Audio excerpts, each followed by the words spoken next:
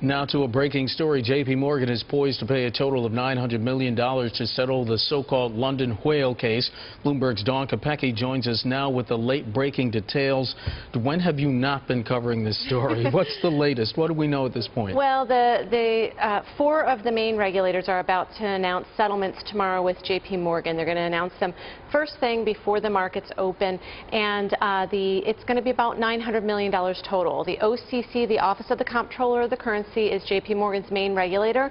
They're going to, it's unclear to me whether or not it's fines, penalties, whatever, but the total lump sum money is going to be about $300 million just from the OCC.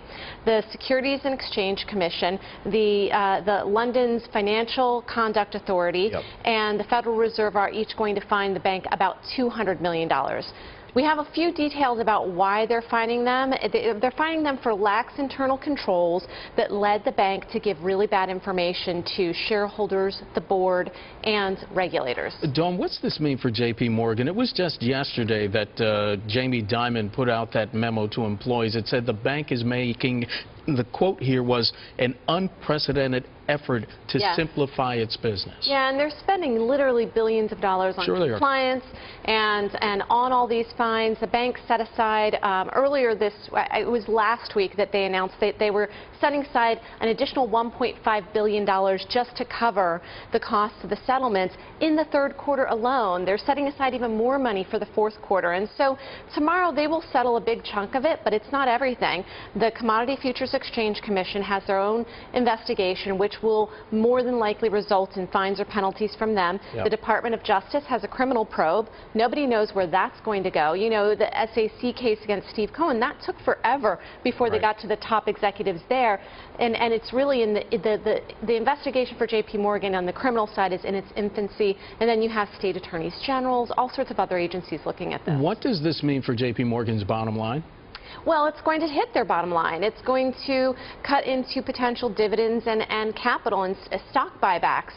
The company is very lucky in that it does make a lot of money. It had its most profitable year last year, and so this is the kind of hit the bank can take.